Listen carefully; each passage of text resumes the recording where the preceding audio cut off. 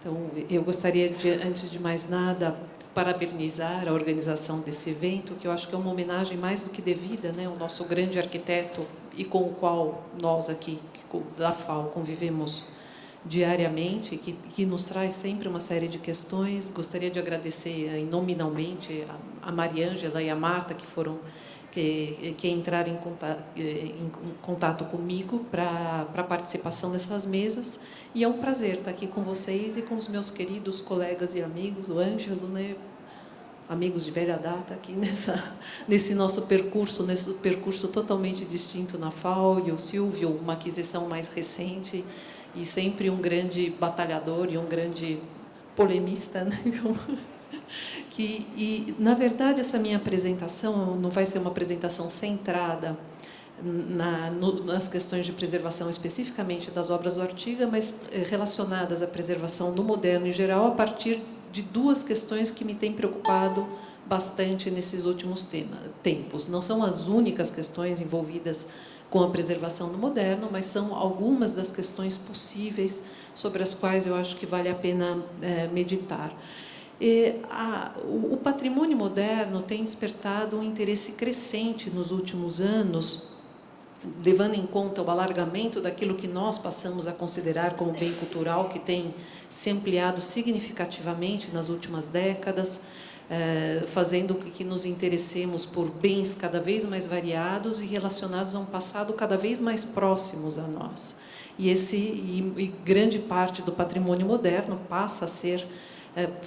objeto de preocupação e objeto de intervenções e de polêmicas relacionadas à problemática, levando em conta também que nós passamos por um processo e por um período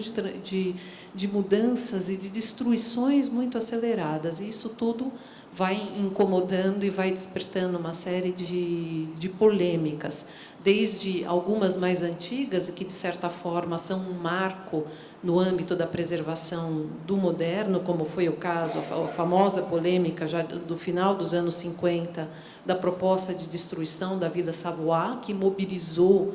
uma grande parte da classe dos arquitetos, que mobilizou intelectuais, que gerou uma polêmica na imprensa, que também estão entre as grandes páginas do jornalismo francês daquele período, passando pela criação e consolidação do Docomomo, que trouxe contribuições extremamente significativas para esse debate, tanto do ponto de vista de revisões historiográficas como problematizações das questões de preservação. E aqui nós temos vários representantes do Docomomo Brasil, do Docomomo Internacional, que o Comas e Ruth que estavam presentes, o Hugo, se nós lembrarmos também, e o Docomomo Internacional, que tem desempenhado um papel muito importante para suscitar esse debate. Eu, na verdade, entre os desafios de preservação no moderno, eu gostaria, como eu havia mencionado, mencionar alguns deles. Por um lado, os desafios de natureza técnica, que muitas vezes, pelo modo experimental com que essas obras foram criadas, tanto do ponto de vista da concepção do espaço, quanto do ponto de vista da utilização dos materiais, basta nós olharmos para fora e para cima para percebermos um pouco a entidade de alguns desses desafios. Eles trazem, nos dias de hoje, grandes problemas que nós enfrentamos e enfrentamos no passado recente e vamos enfrentar nos próximos anos. E eu acho que também tem uma outra série de desafios que está relacionada à nossa falta de distanciamento em relação a essas obras, distanciamento tanto do ponto de vista temporal, que dificulta, mas não impede enxergar essas obras como historicizadas, que são muitas dessas obras já estão historicizadas, e enxergá-las como historicizadas para fins de preservação não significa congelar ou afastá-las da nossa realidade cotidiana, mas, pelo contrário, significa termos uma consciência diferente na forma de apropriá-las para as nossas necessidades contemporâneas. E também uma outra proximidade que dificulta o distanciamento crítico é a nossa proximidade afetiva em relação a muitas dessas obras, e especificamente, nominalmente, o edifício da FAO é um edifício que desperta muitas paixões interna e externamente em relação ao prédio, que faz com que a nossa relação seja muito passional, muitas vezes oscilando. No caso da FAO, eu acho que ele recai até em duas categorias. Muitas vezes se oscila ou entre uma livre reapropriação para aquelas obras que, em geral, para aquelas obras que não são ainda reconhecidas pela historiografia e pela crítica, ou uma grande reverência, às vezes até excessiva, que impede que nos aproximemos projetualmente dessas obras para realizarmos algumas alterações que são necessárias. Eu digo que o caso da FAO, especificamente, assim como algumas outras obras, ele oscila entre essas duas categorias, porque nós acompanhamos ao longo do tempo algumas transformações no edifício que foram reapropriações quase como reformas feitas sem um projeto de fato e sem um cuidado projetual necessário relacionado a uma leitura qualificada do espaço, como foi o caso, por exemplo, daquela famosa favelinha no que hoje é o AI, um dos exemplos, ou Barossi, que ontem estava reclamando da praça aqui fora, algumas transformações que, do ponto de vista da leitura de projeto, de um projeto qualificado, se comporta de uma maneira meio estranha. Ou outras coisas, aqui mesmo dentro da FAO, temas que são tabu, como, por exemplo, agora aproveitando, talvez meus colegas de mesa e o próprio Barossi voem no meu pescoço, mas como resolver o problema de segurança, digo segurança e acessibilidade dentro do prédio, através de um projeto qualificado. Eu falo a palavra que é quase um palavrão, guarda-corpo, que é algo que praticamente não é possível mencionar aqui dentro. Eu não digo que o problema tem que ser resolvido necessariamente por guarda-corpo, mas como nós podemos dar uma resposta projetual qualificada para uma questão que se coloca na contemporaneidade, a segurança de todos os ocupantes e todos os transeuntes, é uma questão que se complica pela nossa proximidade afetiva e por um edifício que faz com que nos comportemos muitas vezes de maneira passional. É um edifício que realmente nos move os afetos, né? Ele faz com que nós tenhamos reações exacerbadas muitas vezes em relação à aproximação aos objetos. E eu acho que, dentro desse quadro, as duas questões que me preocupam, assim, que não são as únicas, eu volto a insistir, mas que têm chamado a minha atenção ultimamente, sobre as quais eu tenho me debruçado, são as considerações da materialidade da obra em sua relação com o tempo, que significa a matéria como transformada pelo tempo em muitas dessas obras. E a outra questão é a discussão do papel do projeto. Como realizar projetos qualificados de reapropriação de determinadas obras para a nossa realidade contemporânea, hoje, né,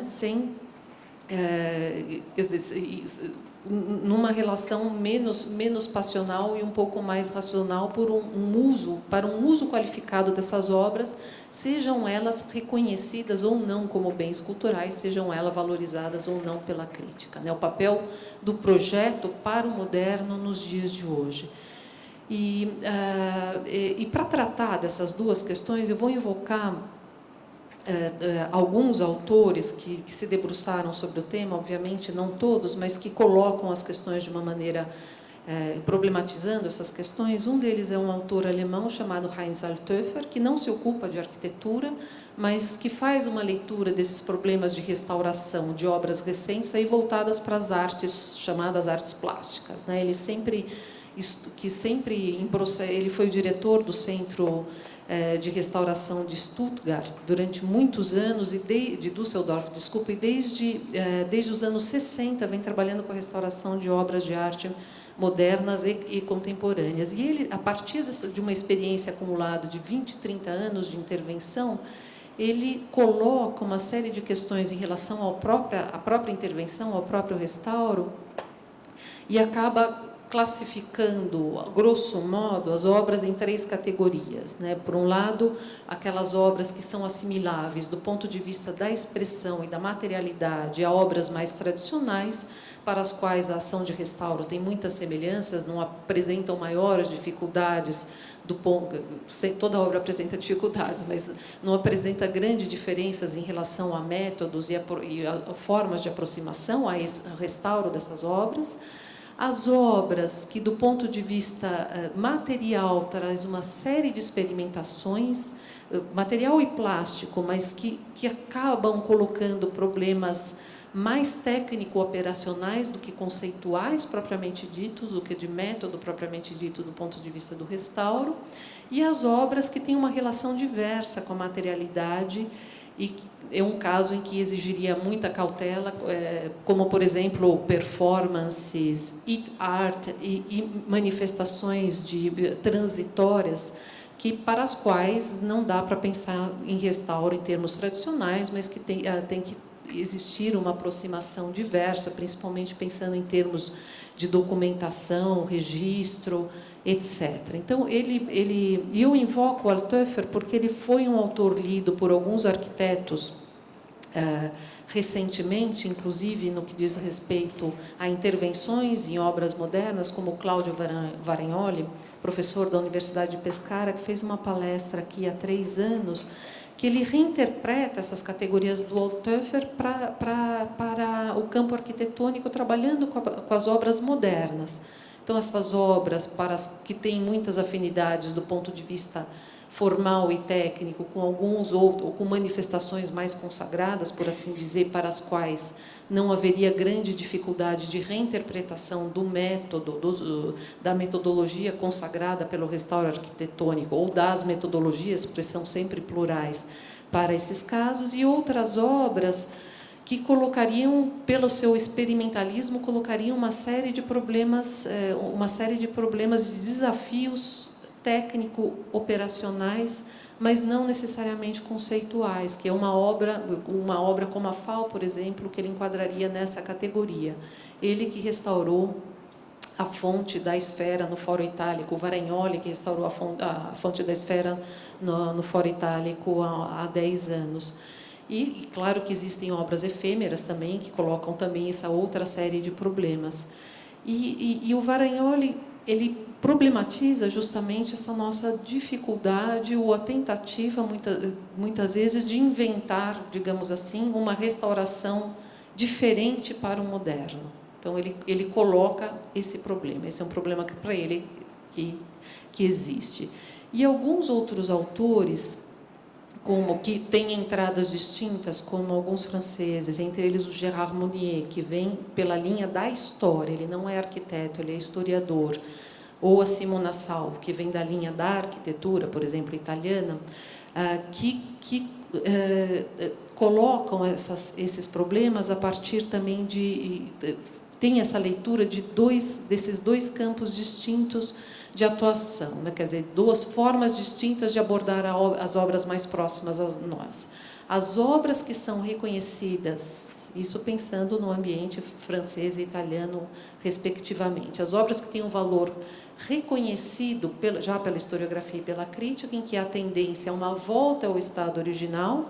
ou um refazimento ao idêntico, digamos, de um suposto momento de origem, e as obras mais recentes, ou as obras ainda não consagradas pela historiografia e pela crítica, em que haveria tendência a trabalhar a partir de livres reapropriações, substituições, ou uma reforma corrente.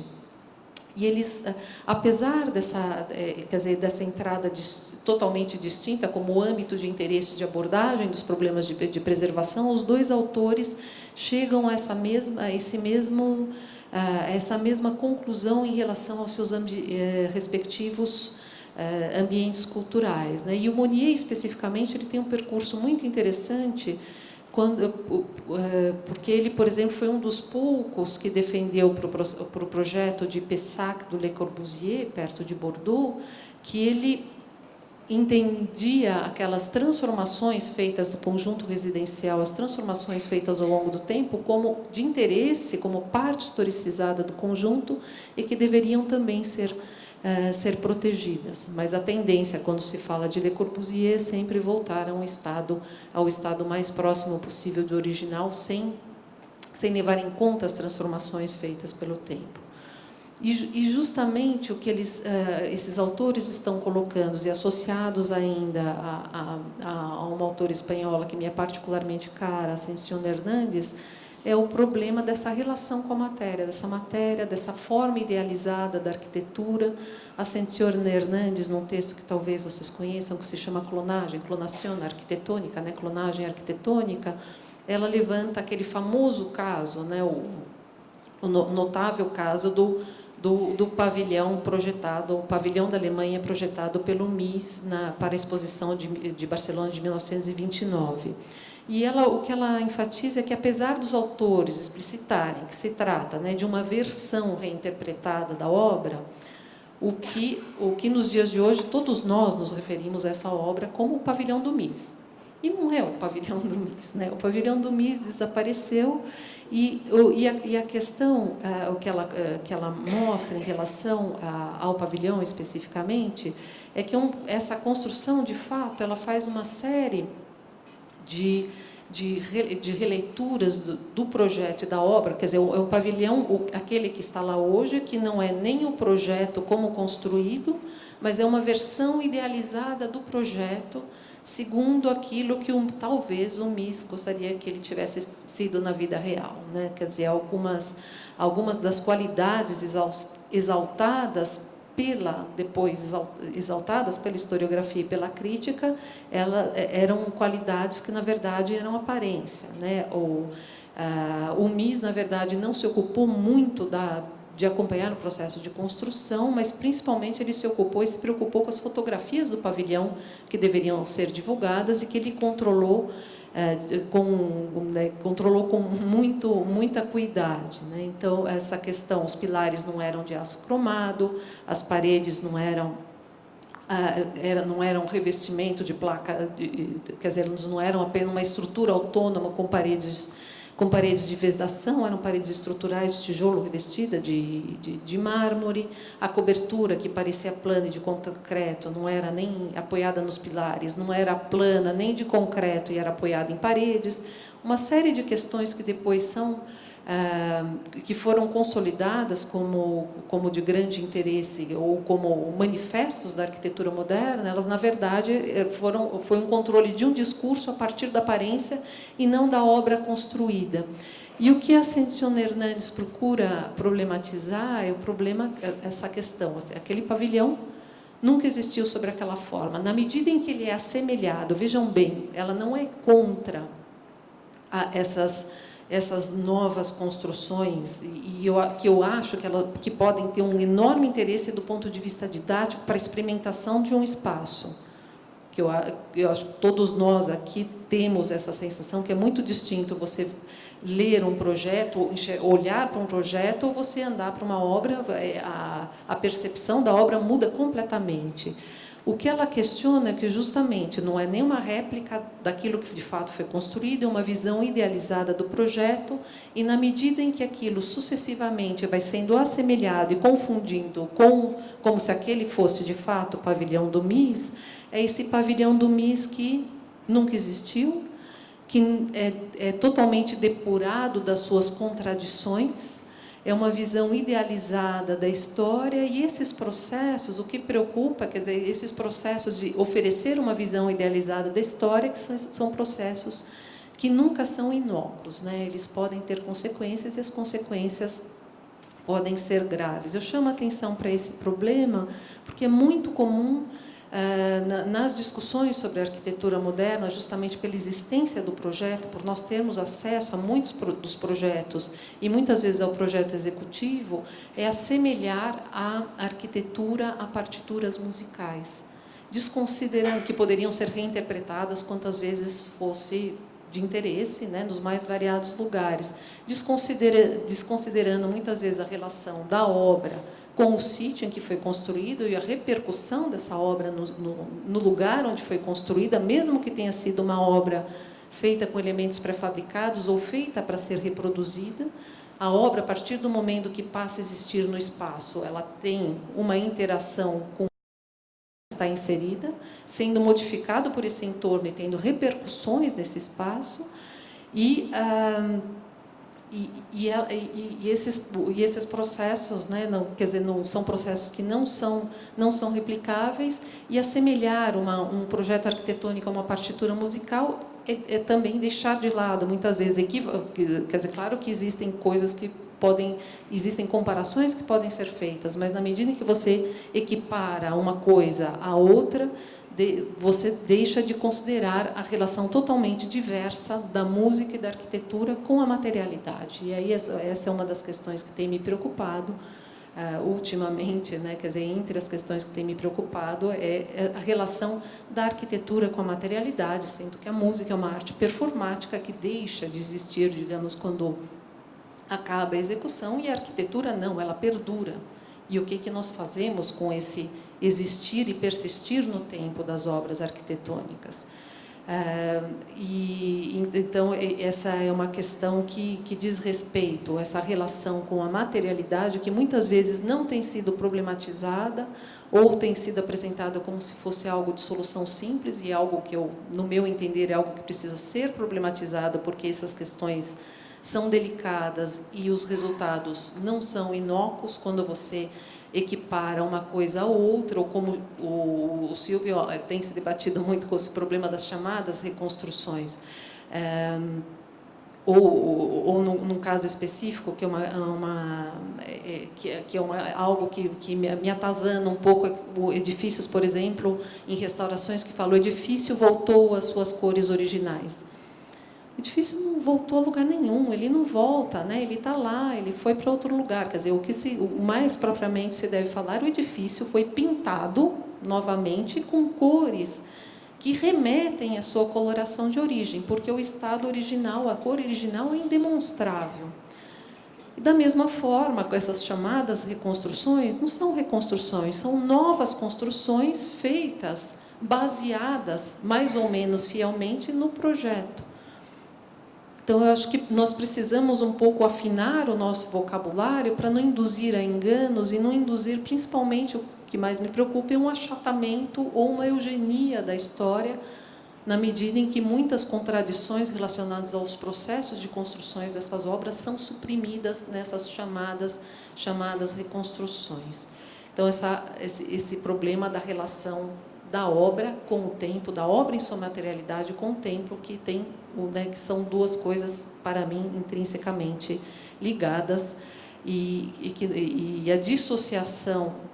simplificando o discurso, eu acho que pode trazer uma série de problemas.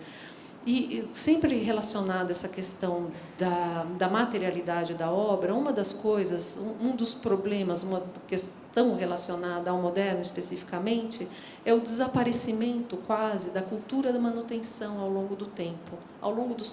século XX, principalmente da segunda metade do século XX. Se por um lado, quer dizer, muito do discurso de determinadas manifestações do modernismo, havia a ideia de transitório, de propostas necessariamente transitórias, experimentais, e que não foram feitas para durar. Por outro lado, em algumas manifestações modernas, também havia essa preocupação,